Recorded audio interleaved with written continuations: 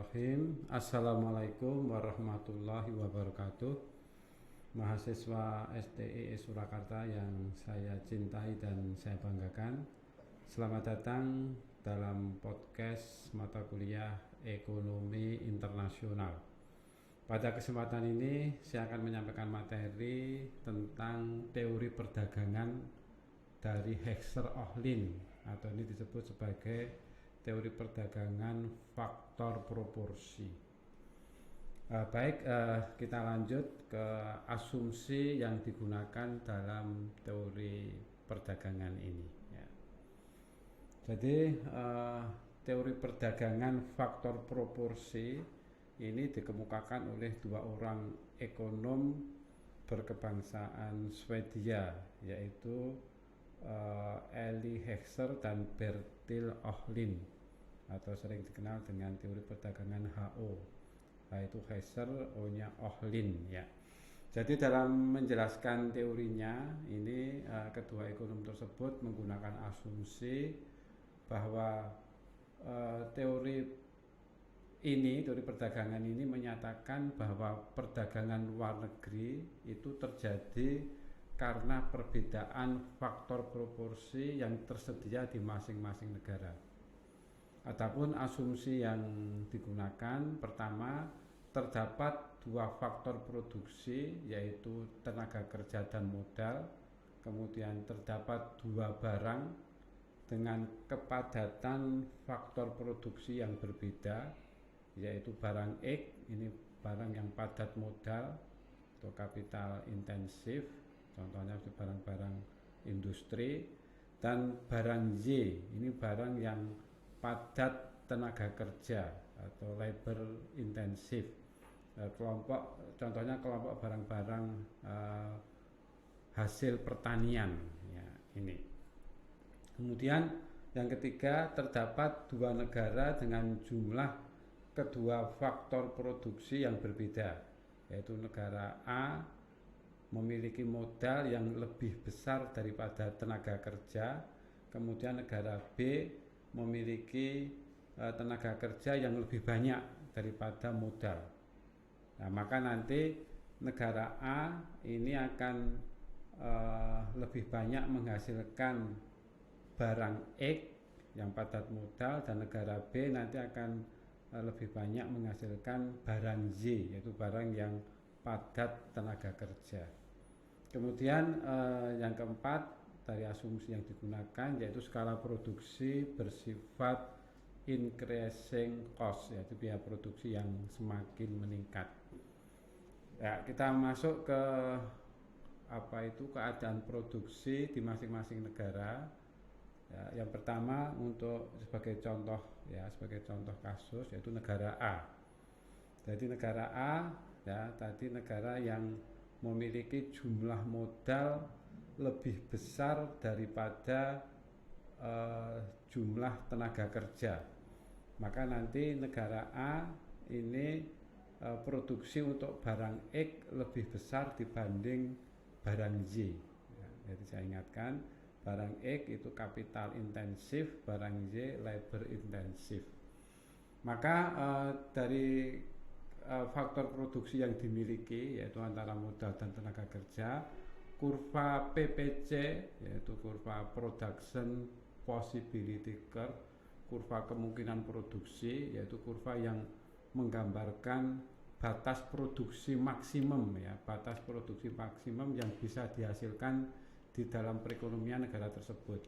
Jadi kurva PPC dari negara A ini condong ke barang X, yaitu barang yang padat modal, karena memang negara A ini memiliki jumlah modal yang lebih besar dibandingkan jumlah tenaga kerjanya. Jadi kurva PPC-nya condong ke barang X. Kemudian maka posisi produksi di negara A ini berada pada titik I, perhatikan pada titik I, di mana jumlah produksi barang X itu sebanyak OH OH, kemudian produksi barang Y sebanyak OL. Jadi dari gambar ini kita bisa mengetahui bahwa jumlah barang X yang diproduksi negara A ini lebih besar daripada barang Y-nya, barang Y, ya, karena memang negara A ini memiliki modal yang lebih banyak daripada tenaga kerjanya. Ya, kemudian kita ke negara B, ya, negara B ini negara yang ini kondisinya berbeda dengan negara A. Jadi kalau negara B ini memiliki jumlah tenaga kerja yang lebih banyak daripada modal. Maka negara B ini kurva PPC-nya condong ke barang Y. Itu barang Y itu barang yang labor intensif atau padat tenaga kerja.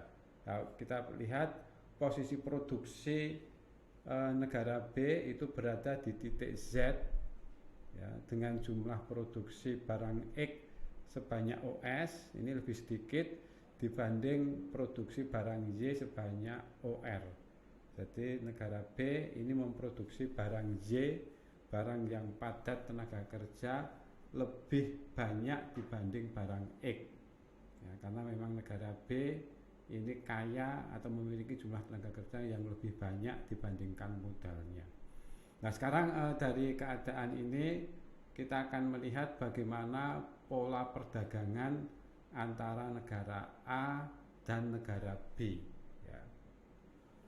Nah, kita masuk ke pola perdagangan. Dalam kasus increasing cost, yaitu biaya produksi yang meningkat, ini setiap negara cenderung berspesialisasi dalam produksi barang-barang yang memiliki keunggulan komparatif, meskipun spesialisasi tersebut tidak penuh, ya, seperti dalam kasus constant cost. Jadi kalau kasus constant cost itu spesialisasinya penuh, jadi masing-masing negara hanya memproduksi satu macam barang. Kalau dalam kasus increasing cost ini spesialisasinya tidak penuh, jadi masing-masing negara masih memproduksi dua macam barang tetapi dalam proporsi yang berbeda ini.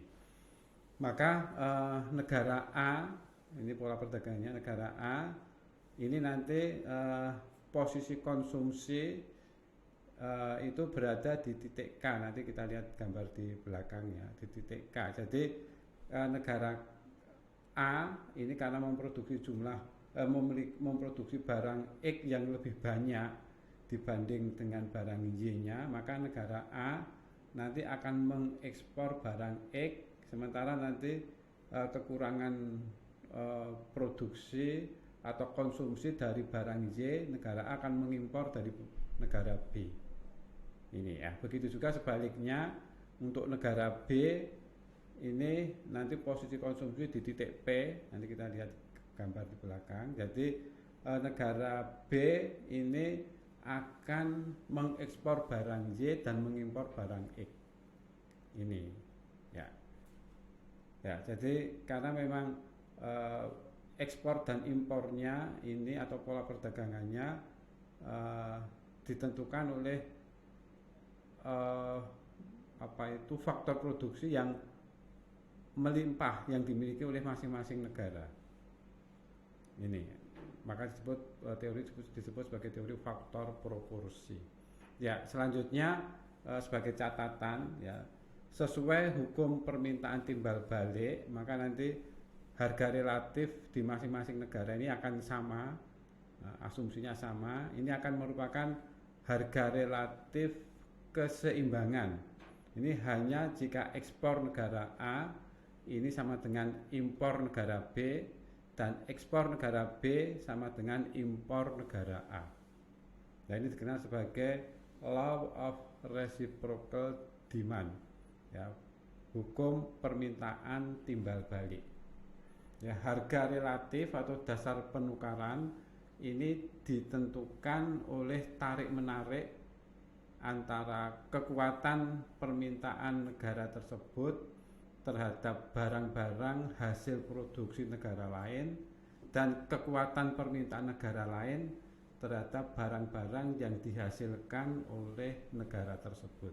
Nah, ini disebut sebagai law of reciprocal demand. Ini jadi asumsinya harga relatifnya ini harga relatif keseimbangan ya. Ya, kemudian kita lanjutkan. Jadi maka inti dari model Hexer-Ohlin atau ini dari model teori perdagangan faktor proporsi tadi sudah disinggung di muka bahwa suatu negara ini cenderung untuk mengekspor barang yang menggunakan lebih banyak faktor produksi relatif melimpah di negara tersebut. Jadi sebagai contoh di muka tadi, negara A ini karena memiliki modal yang lebih banyak, yang melimpah dibandingkan tenaga kerjanya, maka ekspor negara A itu merupakan barang-barang kelompok barang-barang yang padat modal. Nah, sebagai contoh barang-barang kelompok barang industri. Jadi negara A ini contoh negara-negara maju. Ya. Sebaliknya nanti negara B ini akan mengekspor barang yang labor intensif, barang yang padat tenaga kerja. Kenapa? Karena negara B ini kelompok barang negara-negara sedang berkembang ini memiliki jumlah tenaga kerja yang lebih banyak dibandingkan modalnya. Ini maka ekspor negara B ini barang-barang yang labor intensif, ini contoh kelompok barang-barang pertanian. Ya, ini inti dari model Hexer-Ohlin. Jadi teori ini masih relevan dalam konteks perdagangan internasional di masa ini. Ya, kemudian kita lanjutkan sedikit tentang konsep ini economies of scale terkait dengan pola perdagangan. Jadi economies of scale ini barang yang biaya produksi per unitnya menurun jika diproduksi dalam jumlah besar. Jadi terjadi efisiensi ketika produksi itu semakin besar. Economies of scale akan mempengaruhi keunggulan komparatif suatu negara dan kemudian menimbulkan perdagangan.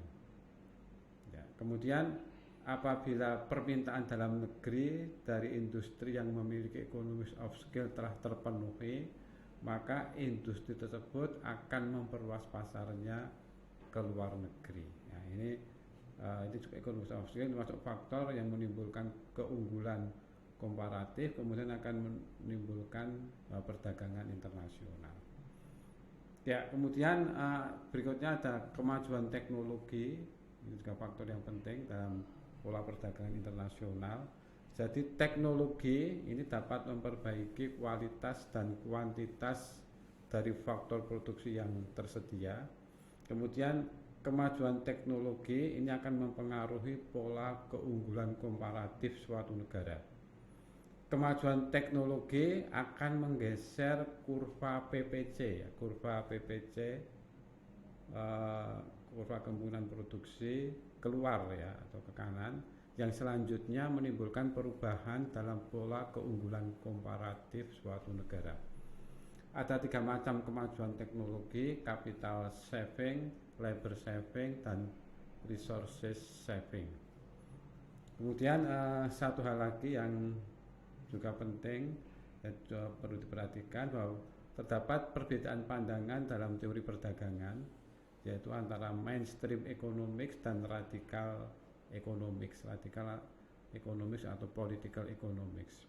Mainstream economics berpandangan bahwa perdagangan ini akan memberikan manfaat bagi kedua negara yang melakukan perdagangan, sementara kalau radical economics ini berpandangan perdagangan tidak selalu memberikan manfaat bagi kedua negara, karena bisa terjadi perdagangan justru akan merugikan salah satu negara yang melakukan perdagangan. Jadi kelompok radical economics ini melihat realitas ya dalam praktek perdagangan internasional. Ya, demikian materi tentang teori perdagangan faktor proporsi. Sampai jumpa di materi berikutnya. Wassalamualaikum warahmatullahi wabarakatuh.